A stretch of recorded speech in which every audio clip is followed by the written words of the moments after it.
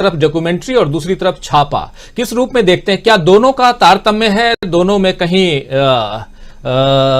कहें तो सरकार जो कह रही है कि अब बीबीसी जो है वो भ्रष्ट बकवास कॉरपोरेशन है, कितना दम इसमें है? सरकार नहीं, बीजेपी के प्रवक्ता हैं, सरकार की तरफ से कोई ऐसी प्रतिक्रिया नहीं आई है, इसीलिए इसको किस रूप में देखा जाए?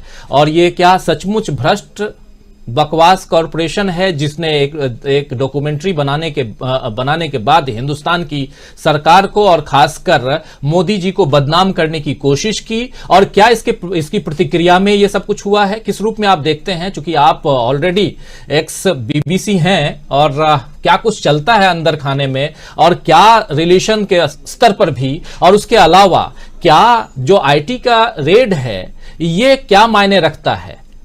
क्या सब कुछ गड़बड़ घोटाले के तहत देखा जाए, या कुछ और, क्या फेमा या ईडी या कुछ और भी मसला आगे देखेंगे हम? क्या कुछ देखते हैं आप?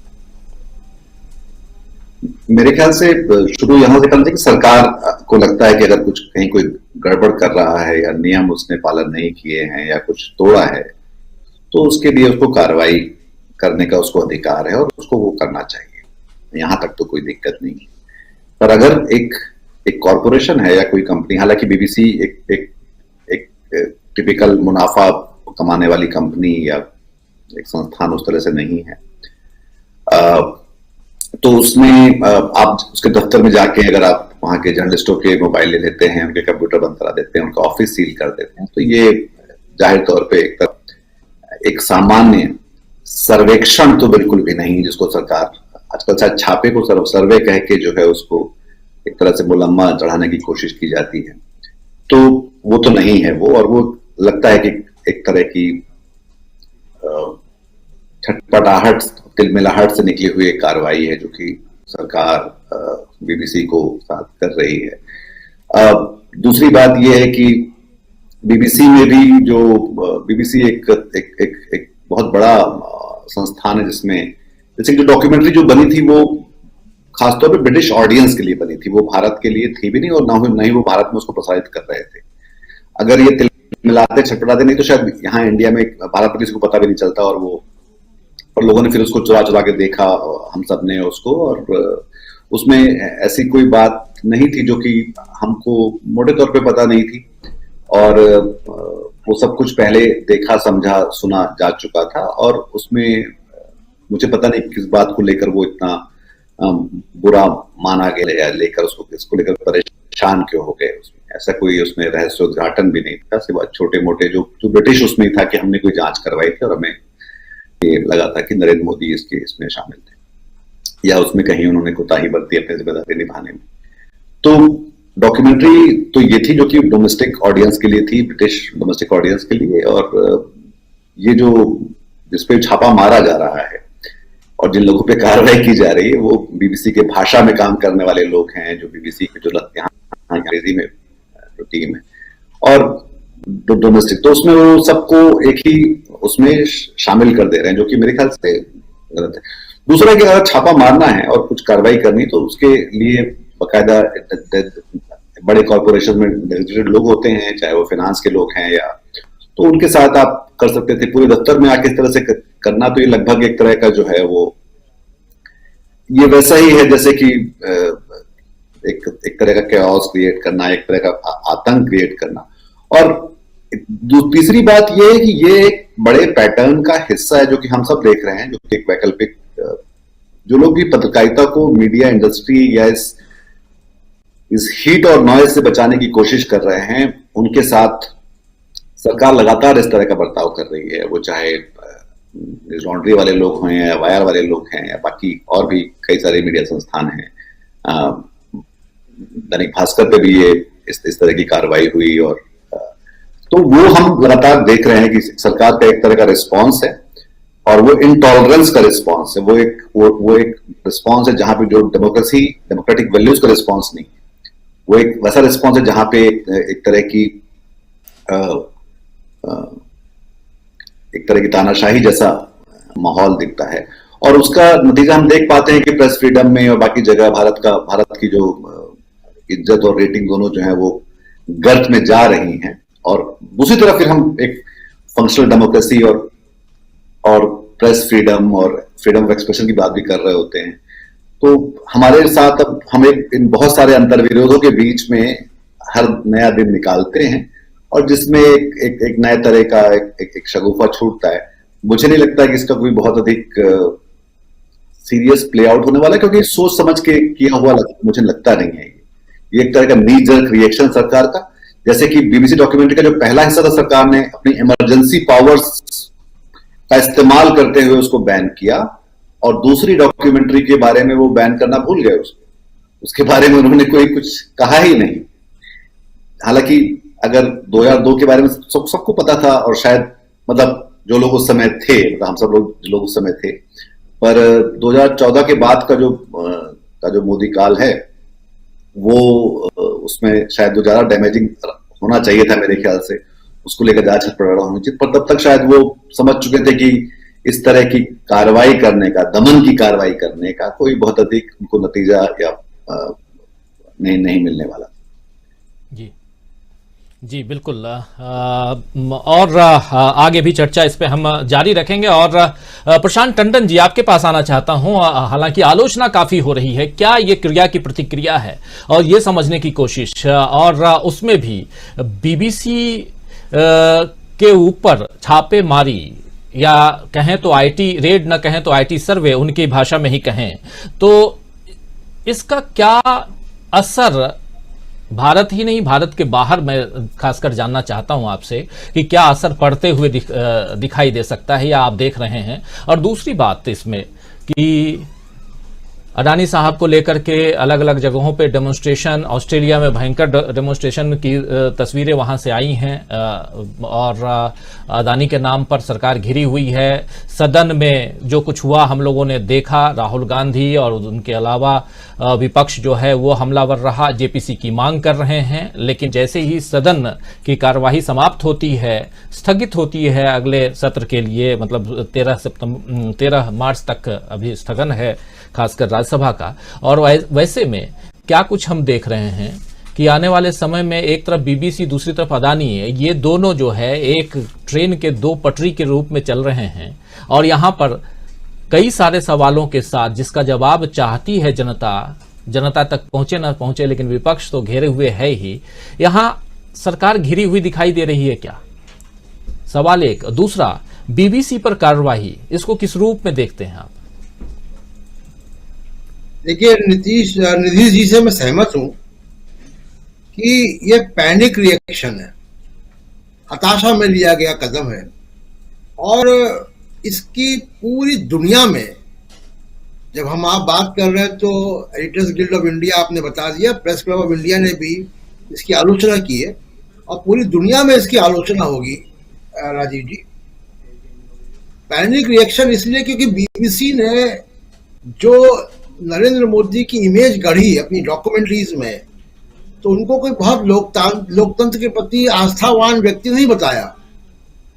और आज जो हुआ है वो उन्होंने बीबीसी को इंडोर्स कर दिया, बीबीसी की डॉक्यूमेंट्री को सही ठहरा दिया कि जो उनके बारे में कहा जा रहा है वो ठीक है।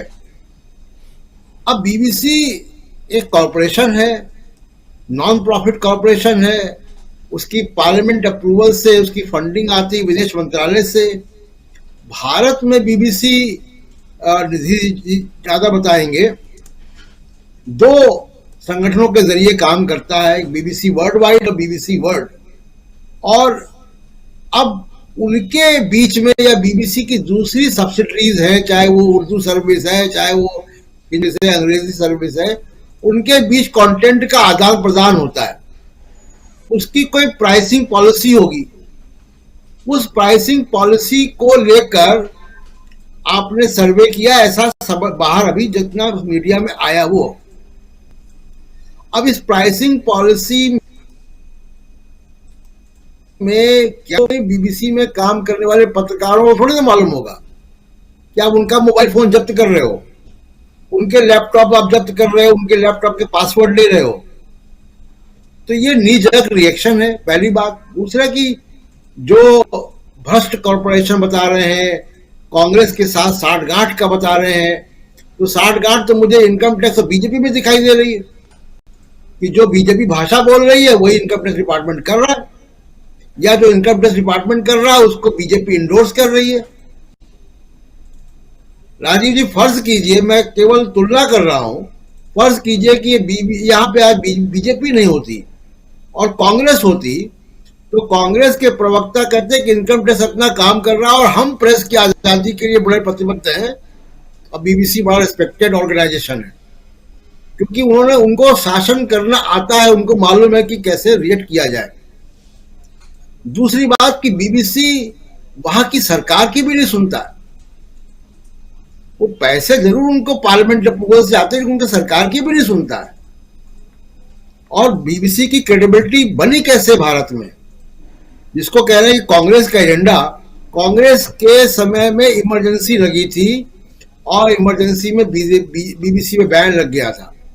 मार्क टेली नेपाल में जाकर रिपोर्ट करते थे और घर घर रेडियो में सुना जाता था। पंजाब का जब आतंकवाद चल रहा था तो भी मार्क टेली को पंजाब में एंट्री उनकी प्रतिबंधित थी। वो सतीश जेकब उनके भारत के पत्रकार थे और अभी भी हैं, वो फ्रीलांस करते हैं, वो पंजाब में जाके कवर करते थे। तो बीबीसी ने बड़े लंबे समय में अपनी क्रेडिबिलिटी भारत में बनाई है। खुद नरेंद्र मोदी जी भी इसकी गवाही दे चुके हैं, बीबीसी के पक्ष में उनके ही बयान आ चुके हैं। तो ये जो पूरा रिएक्शन है। दूसरा कि देखिए वहां की सरकारों के भी नहीं सुनती है। मैं आप ही के डिबेट में बता चुका हूं जब डॉक्यूमेंट्री आई थी उस वक्त कि बीबीसी ने प्रिंसेस डायना का इंटरव्यू लिया, क्वीन एलिजाबेथ को पसंद नहीं आया, उन्होंने सरकार से कहा कि इसको रोको। सरकार ने रोकने की कोशिश की, बीबीसी में हड़ताल हो गई। हड़ताल के बाद वो 24 घंटे हड़ताल चली बुश हाउस में और उसके बाद वो डॉक्यूमेंट्री दोबारा दिखाई गई। पैनोरामा में उनका इंटरव्यू पूरा दिखाया गया प्रिंसेस डायना का। पहले 100 लोग देखते, फिर 1000 लोगों ने देखा। तो बीबीसी अपनी सरकार का भी नहीं सुनता। और बीबीसी पे इनकम टैक्स का रेड कह लें या सर्वे कह लें, उसका एक वीडियो देखा, वो सर्वे तो नहीं होता ऐसे, तो पूरी दुनिया में इसका रिएक्शन जाएगा क्योंकि बीबीसी पूरी दुनिया में 44 देशों में बीबीसी के ऑफिसेज हैं। ये तो आपने वो काम किया जो रवांडा में या कोई मिलिट्री शासन के कंट्रीज में ये सब काम होते हैं, जहां पे एस्टैब्लिश डेमोक्रेसी है वहां पे काम नहीं होते। अब global freedom press freedom index में मोदी साहब ऑलरेडी 150वें स्थान पर भारत को ले जा चुके हैं। इस तरीके के काम करने से तो अब आप नीचे और जाएंगे। पत्रकार जेलों में हैं, बीबीसी पे रेड कर रहे हैं। तो कुल मिला के सरकार की छवि का इसमें बहुत नुकसान हो रहा है। दूसरा कि अब आप अगर सर्वे कर रहे हैं, सर्वे करने में 40-50 लोगों को लेकर जा रहे हैं, पुलिस भी जा रही है, मतलब आप संदेश देना चाहते हैं। और संदेश किसको दे रहे हैं?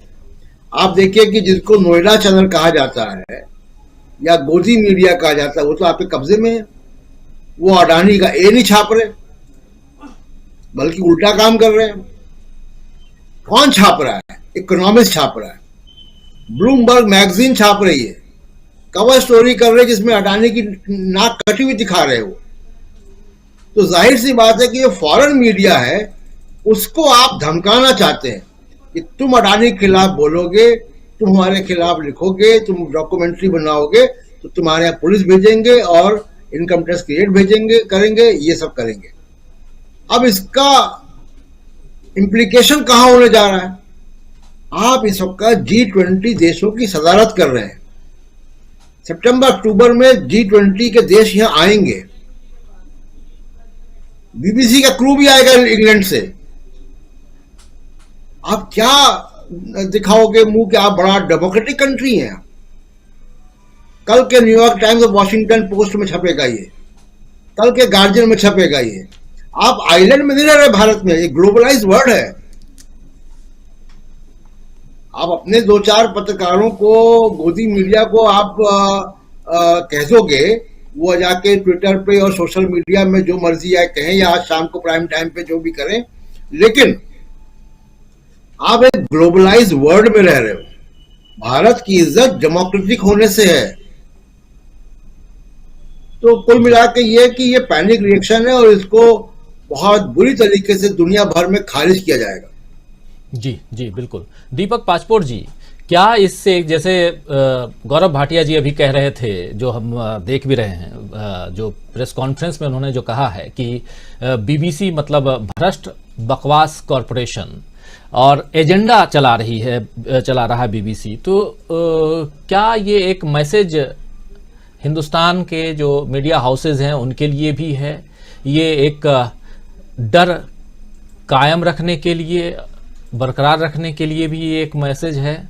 इसको किस रूप में देखा जाए? बीबीसी पर इनकम टैक्स का रेड कहें या सर्वे कहें, जो भी कह लें, वो अपने हिसाब से अपने अंदाज से कर सकते थे, लेकिन जैसे वहां के स्टाफ को घर भेजना, मोबाइल रख लेना, ये सब क्या मायने रखता है? और खासकर ये जो प्रेस कॉन्फ्रेंस है और इसमें जो बातें कही गई हैं, इंदिरा गांधी के कार्यकाल को, कांग्रेस को, इन तमाम बातों को भी उसमें कहा गया है। एक छोटा सा हिस्सा 1 मिनट 40 सेकंड का आप लोगों के सामने रखा था, लेकिन उसके अलावा गौरव भाटिया जी ने बहुत सारी बातें उसमें कही हैं जो कहीं न कहीं डराने वाली लगती हैं हिंदुस्तान के मीडिया को भी। किस रूप में देखा जाए इसके, इस रेड के क्या मायने निकाले जाए? देखिए, बीबीसी